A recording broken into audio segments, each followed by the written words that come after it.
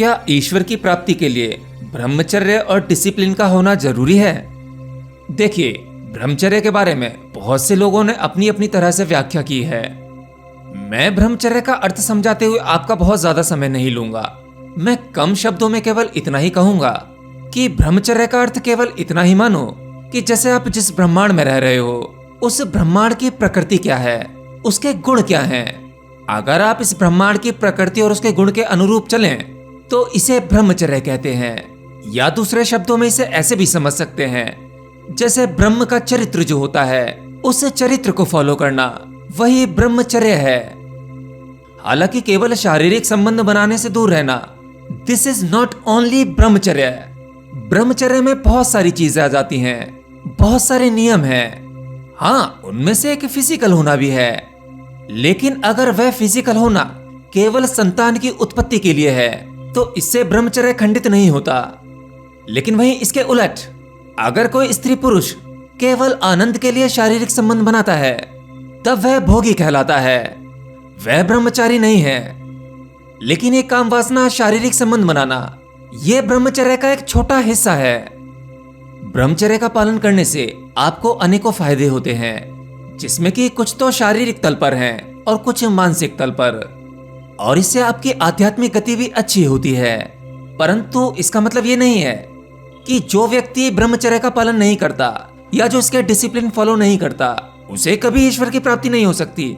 ऐसा बिल्कुल नहीं है। ऐसे भी बहुत से महापुरुष हैं जिन्हें विवाह के बाद बोधिसत्व की प्राप्ति हुई, जैसे बुद्ध और रामकृष्ण परमहंस। आप लोगों द्वारा ब्रह्मचर्य को शुरू से ही गलत समझा गया। आपने इसके सही अर्थ को नहीं समझा। केवल अपनी काम वासना को दबाकर अपने वीर्य को रोक लेना, जो कि लगभग असंभव है, ये ब्रह्मचर्य नहीं होता। क्योंकि आपका शरीर और आपका मन प्रकृति के नियमों के हिसाब से बना हुआ है। प्रकृति से अपने हिसाब से चला लेगी। आप संकल्प करेंगे और आपका संकल्प बार बार टूटेगा। आप इसे ऐसे भी समझ सकते हो, जब तक आप अपने शरीर की रचना को अपना होना मानते हो, तब तक आपको शरीर के मैकेनिज्म के हिसाब से ही चलना होगा। अगर आप अपने शरीर में कुछ इस प्रकार के पदार्थ या भोजन डालते हैं जिससे आपके शरीर के मैकेनिज्म में उत्तेजना पैदा होती है, तब आपका शरीर रिएक्शन करेगा, उस चीज की मांग करेगा जिसे आप रोकना चाहते हैं। दबी हुई काम वासनाएं और इच्छाएं किसी दिन बहुत जोर से विस्फोट करती हैं। यानी आपका शरीर, मन और ये प्रकृति, ये द्वैत के बंधन में बंधी है। इसलिए आपको ऊपर जाकर वापस नीचे आना होता है। जो व्यक्ति ब्रह्मचर्य का पालन करते हैं, याद रखना, ब्रह्मचर्य का केवल इतना ही अर्थ नहीं है कि स्त्री या पुरुष से दूर रहना, शारीरिक संबंध न बनाना, मतलब बाकी नियमों को भी फॉलो करना। जैसे जमीन पर सोना, जो मनुष्य के लिए प्राकृतिक है, पर हम इस प्रकृति को भी फॉलो नहीं करते।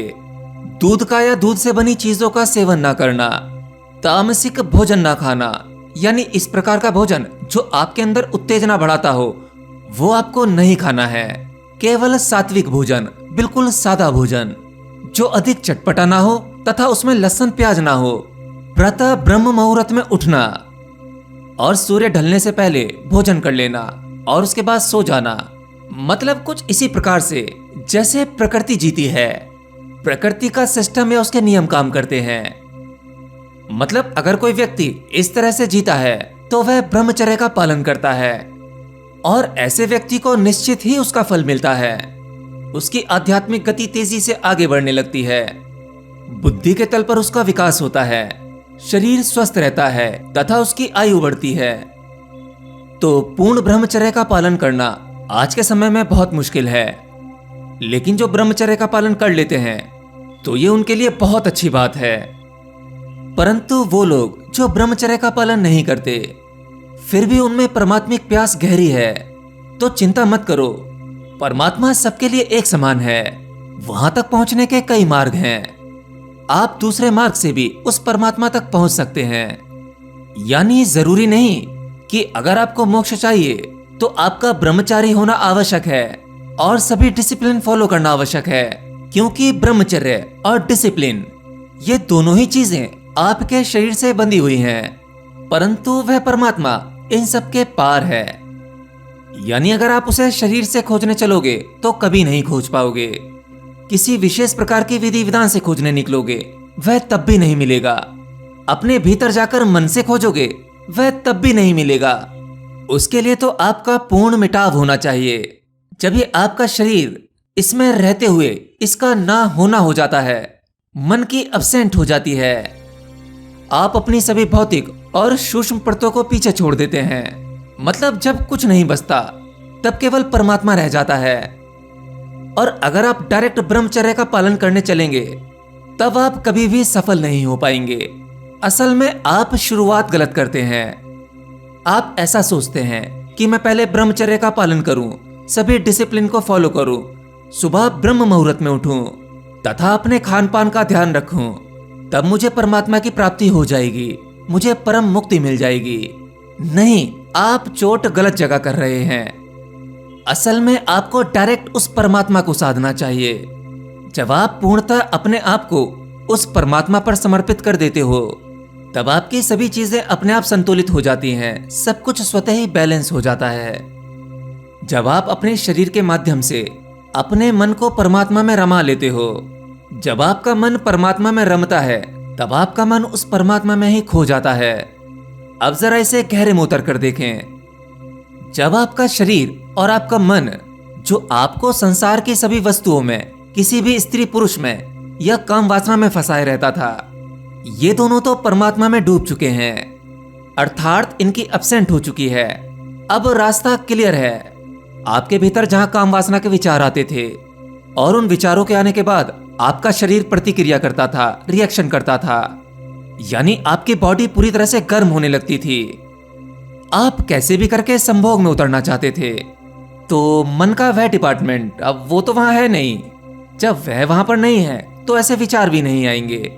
तो जब मन नहीं होगा, ऐसे विचार नहीं आएंगे, तो आपका शरीर प्रतिक्रिया नहीं करेगा, कोई रिएक्शन नहीं करेगा, वह बिल्कुल शांत रहेगा, बिल्कुल प्रकृति की तरह उस परमात्मा में मग्न। तो मतलब इस प्रकार से आपको डायरेक्ट ब्रह्मचर्य साधने की कोई आवश्यकता नहीं है। अरे भाई, आप ऐसा काम क्यों कर रहे हो जो आपसे हो ही नहीं सकता?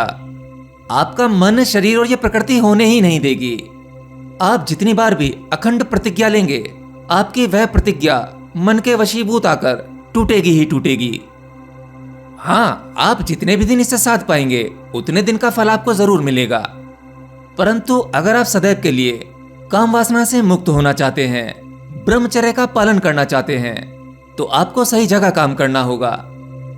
जब आप उस ईश्वर में डूब जाते हैं और आपको परमात्मिक कृपा मिल जाती है, तब आपके भीतर 24 घंटे वह अनहद नाद ही गूंजता रहता है, ईश्वर ही रमता रहता है और आप हर एक पल उस परम आनंद में डूबे रहते हैं।